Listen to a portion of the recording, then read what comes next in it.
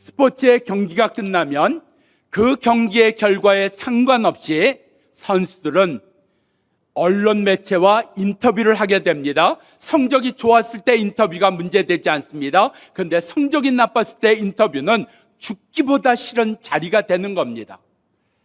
지난해 카타르 월드컵 축구대회가 있었습니다. 우리나라는 가나와의 경기에 있어서 당연히 이길 줄 알았습니다. 그래야 16강에 올라가는 거고요.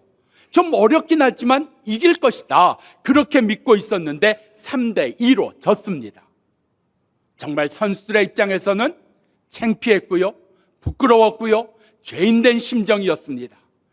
그래서 언론 앞에 서지를 못하고 다 도망가다시피 피해 가는데, 이 대표팀의 가장 막내인 21살짜리가 언론을 향해서, 방송을 향해서 이렇게 한마디 합니다.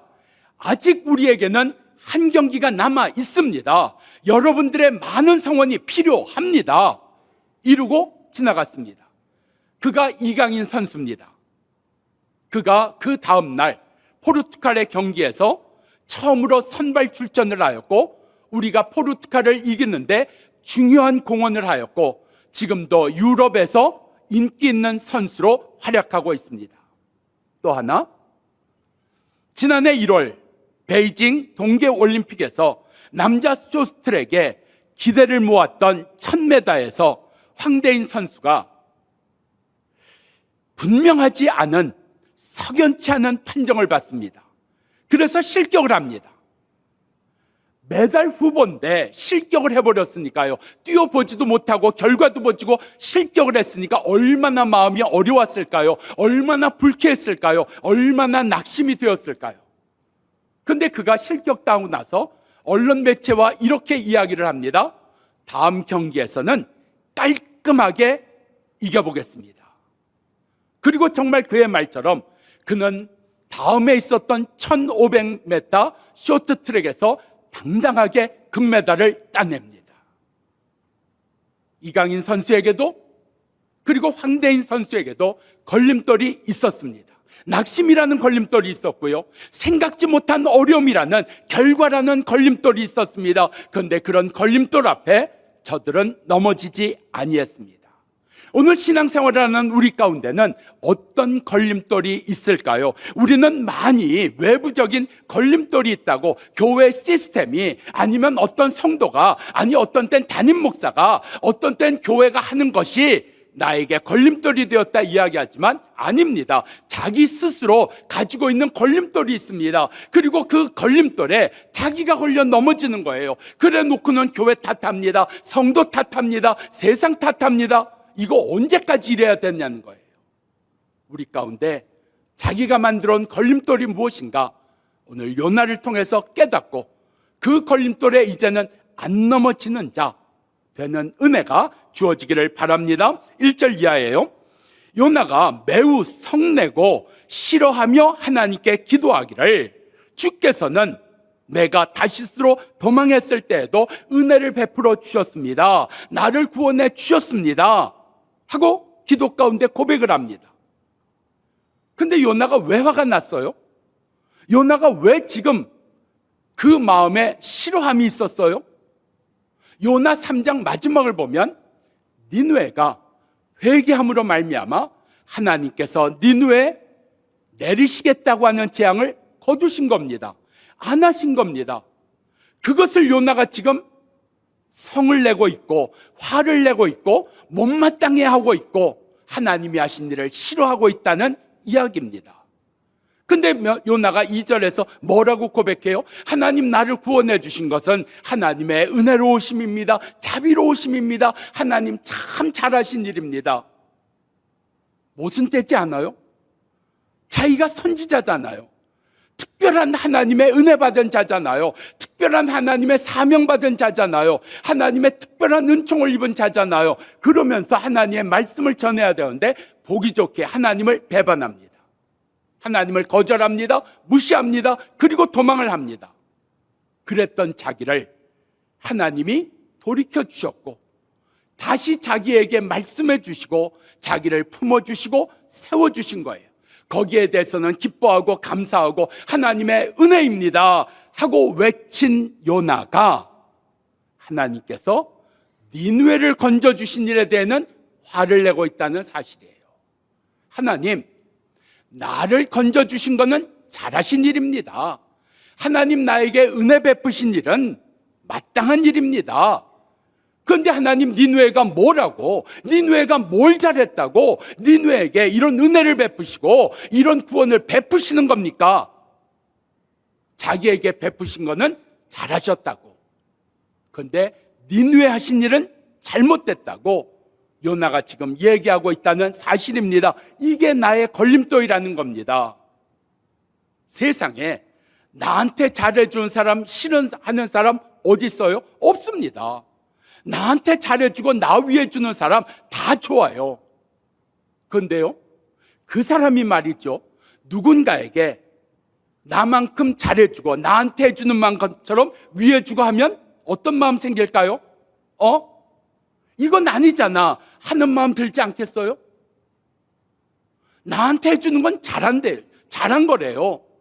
하나님한테 지금 요나 그렇게 얘기하고 있잖아요. 하나님은 은혜로우시고 자비로우시고 하나님은 긍휼이 많으셔서 나를 그렇게 다시스에서부터 돌이키셨습니다. 하나님 박수 받으세요 해놓고는 니느웨 한 일은 못마땅하는 거예요. 하나님 그건 아닙니다. 하나님 잘못하신 겁니다. 하나님 틀리셨다니까요. 이러고 있는 요나예요. 여러분, 우리가 신앙생활을 한다고 하면서 아직도 기준을 어디에 가지고 있어요? 나에게 가지고 있어요. 내가 여전히 중심이고 내가 여전히 만족해야 되고 내가 여전히 내 마음에 들어야 되고 내가 여전히 기준이라는 이야기입니다. 그래서 내 기준대로 교회가 안 하고 내 생각대로 성도들이 안 하고 내 마음에 맞지 아니하면 다 틀린 거예요. 다 잘못된 거예요. 이게 내가 넘어지는 걸림돌이라는 이야기입니다. 그걸 하나님께서 요나를 통해서 우리 가운데 보여주고 계신 거예요. 그저 거창하게 제가 한국교회라는 이름은 안 쓰겠습니다만 우리의 신앙생활 가운데 참으로 열심히 봉사하고 열심히 헌금하고 열심히 예배생활하고 열심히 기도하는데 이 자기가 가지고 있는 자기가 만든 이 걸림돌은 뺄 생각을 안 해요. 이 걸림돌은 매번 거기에 넘어져요. 아니 왜 나만큼 잘해줘? 아니 나보다 못한데 왜 나는 인정 아니고 저 사람은 인정을 해줘? 왜 저 사람은 칭찬해줘? 왜 저 사람은 잘났다고 해? 여러분, 이 걸림돌에 매번 넘어지다 보니까 섭섭한 거예요. 마음에 안 드는 거예요. 내 마음에 기도 왜 해? 예배 왜 나가? 나 안 나가? 나 그런 교회 안 나가? 하고 생각하는 일들이 얼마나 많으냐 말이에요. 그런 걸림돌에 넘어진 자신을 아무도 얘기 안 해줘요. 아무도 얘기 안 해줘요. 그러니까 매번 그 걸림돌에 넘어진다는 이야기입니다. 요나, 니느웨를 자기만큼 하나님께서 아껴주신 거 싫은 거예요. 나보다 잘해주신 것 같아서 싫은 거예요. 여러분도 곧 당하십니다. 여러분의 자녀가 뭐 둘이다 셋이다 하면은 언젠가 당하십니다. 아니 왜 언니만 이뻐해? 아니 오빠만 잘했어? 나도 잘했잖아. 나도 열심히 했잖아. 아니 내가 다 너희들 잘해. 아니야, 엄마는 오빠만. 아니야, 아버지는 언니만. 당하신다니까요. 제가 우리 둘째한테 당했다는 거 아닙니까? 우리 둘째가 미국에서 중학교 다니는 걸 한국에 데려왔어요. 한국말 뭐 겨우 떠듬 책상 읽을 줄 아는데 책상이 뭔지를 몰라요. 모른다니까요. 책상이라고 읽을 줄 알아요. 근데 한국말 수준이 그거밖에 안 되니까 할 수 없어 외국인 학교에 넣습니다. 여러분, 외국인 학교 등록금이 얼마인지 아세요? 외국인 학교에 부모 직업란이 있어요. 부모 직업란 1번 삼성 임직원, 직원은 없네요. 삼성 임원. 2번 LG 임원. 3번 기타. 이게 외국인 학교의 그 부모 월급을 가르는 카테고리입니다. 자기 돈으로 그 학교를 보낸 사람 없어요. 다 회사에서 그 다 대줘요. 중학교 고등학교라 해도 3천만 원 4천만 원입니다. 그걸 목사가 어떻게 돼요? 죽을 지경이죠. 근데 한 번은 이렇게까지 애써서 그 좋은 학교를 보내는데 이 녀석이요 공부를 안 해요. 맨날 크크 하고 말이죠. 인상만 쓰고 있고. 그래서 야, 너 얼마나 비싼 옷에 다니는지 알아? 너 얼마나 아빠가 고생하는지 알아? 너한테 얼마나 많은 걸 투자하는지 알아? 그랬더니 아이가 딱 정색을 하고 이러는 거예요. 누가 이 학교 보내달랬어요? 내가 한국 오겠다고 했어요? 나보고 마음대로 한국 와라. 누가 했어요? 나보고 이 학교 가라. 누가 했어요? 그래놓고 왜 나한테 뭐 돈이 많이 들어가니 애썼다느니 고생했다. 왜 나한테 그러세요? 당한다니까요. 여러분, 우리의 삶 속에서 우리가 가지고 있는 걸림돌이 뭐예요? 내가 기준인 거예요. 내가 기준인 게요. 아이가 아무리 외국인 학교 다녀도 한국 오면 힘들 수밖에 없잖아요. 그건 생각 안 해주고 내가 잘한 것만 생각하니까 내가 힘든 거죠. 우리 가운데 내가 중심이 되면 사건 나는 겁니다. 내가 기준이 되면 일 터지는 겁니다. 요나가 아무리 선지자고 아무리 은혜를 받았어도 여전히 자기가 중심이니까 하나님 싫어했더라, 하나님을 향해서 성을 내었더라, 말이 안 됩니다. 그런데 그렇게 했단 말입니다. 우리도 얼마든지 그렇게 하고 있고요. 이게 자기 걸림돌에 자기가 넘어진 모습이라는 이야기입니다. 이걸 통해서 보여주시는 거예요. 너의 걸림돌이다. 내가 만든 거다. 내가 넘어진 거다. 어디와 불평하고 어디와 화를 내고 오늘 우리 가운데 이 보여주신 내가 예수를 믿고 이만큼 신앙생활을 했음에도 불구하고 여전히 내가 중심이고 여전히 내가 기준이고 여전히 내 유익이 있어야 되고 여전히 내 마음에 들어야 되는 건 말입니다. 여러분, 세상에 백화점이라든지 큰 기업이 사람들을, 고객들을 어떻게 조종하는지 아세요? 그들이 이야기하는 것의 핵심이 뭐예요? 우리는 고객의 필요에 맞춥니다. 고객이 원할 때까지 우리는 변화할 겁니다. 이렇게 말은 해놓고 실제는 어떻게 하는지 아세요? 자기들 마음대로 하고 거기를 따라오라고 만드는 거예요. 우리한테 선택이 없어요. 우리한테 맞춰주는 것처럼 하면서 따라가는 거예요. 따라올 수밖에 없게 만드는 게 세상의 기업들의 치열함입니다. 오늘 우리 속에 나는 내 중심 따라가고 있는 것 아닐까요? 아직도 내 기준 따라가고 내 마음 따라가고 있는 거 아닐까요? 오늘 그것을 보게 하시는 거예요. 그것을 이제는 빼내라. 그것을 이번 기회에 너는 깨달아라. 그리고 거기서부터 너는 이제는 또 넘어지는 그 길로 가지 마라 말씀하고 계신다는 이야기입니다. 제가 이번에 튀르키예를 다녀오면서 제가 깨달은 것 중에 하나가 이런 거예요. 너무 몰랐다, 너무 무식했다. 그게 뭔가 하면 역사에 대한 이해를 너무 몰랐다는 거예요. 여러분, 튀르키예, 터키라고 하는 이 나라가 대단한 나라입니다. 여러분, 이 나라가 유럽연합 EU에 가입되어 있는데 잘 보세요. 유럽연합이 그들이 취하는 행동이 뭐예요? 그들이 러시아를 상대해서 우크라이나에다가 모든 걸 지원을 합니다. 근데 튀르키예는 안 합니다. 이게 그냥 안 하는 게 아니고요. 이게 역사적으로 그동안 내려왔던 것의 산물이라는 이야기입니다. 역사적으로 거슬러 올라가면 제4차 십자군 전쟁이 나옵니다. 제4차 십자군 전쟁이 무슬림을 향해서 싸우고자 하는 명분을 내세웠지만 사실상 이 십자군이 한 일이 뭔가 하면 이 튀르키예 땅을 나누어 가지려고 그들을 다 없애버리려고 했다는 거예요. 그래서 튀르키예가 기가 막힌 거예요. 우리하고 같이 손을 잡고 무슬림을 향해 싸워서 예루살렘을 회복하자 해놓고 우리를 쳐 이래가지고 튀르키예가 그렇다면 우린 차라리 무슬림에게 우리나라를 넘겨버리겠다. 이게 역사적인 흐름입니다. 튀르키예가 독일과 가까운 이유를 역사적인 데서 찾아야 됩니다. 우리 속에 이런 것, 이러한 안목이 없이 하나님께서 어떻게 일하셨는가 하는 그런 안목이 없이 우리 가운데 그냥 살아왔던 일들, 그냥 살면 그냥 죽고 맙니다. 그냥 끝나고 맙니다. 한 번 사는 인생 그냥 살다가 그냥 죽는 거, 그거 아니잖아요. 우리가 한 12년 전에 우리 교회 젊은이들을 미국에 비전 출입으로 보내서 그 넓은 미국과 앞서가는 미국을 보게 했습니다. 그들이 지금 젊은 부부들이 됐습니다. 그런데요, 이제는 미국 보낼 마음 없습니다. 유럽을 보내고 싶어요. 유럽을 보내고 싶어요. 그것도 뭐 스위스나 뭐 프랑스, 뭐 영국, 뭐 이런 데 가서, 아니요, 튀르키예를 보내고 싶어요. 우리 속에 하나님께서 나 위주의 삶에서부터 오늘 우리로 하여금 거기에 맨날 걸려 넘어지는 데서부터 갈라디아 2장 20절 말씀처럼 너의 중심은 예수와 함께 죽었다. 너의 기준은 예수와 함께 죽었다. 이제는 예수가 너 안에 사시는 것이라. 그럼 예수의 기준이 뭐예요? 예수의 중심이 뭐예요? 그걸 마태복음 20장에서 이렇게 말씀합니다. 나는 섬기러 왔노라. 섬겨야죠. 1번 팀을 섬겨야죠. 청년들을 섬겨야죠. 어르신들을 섬겨야죠.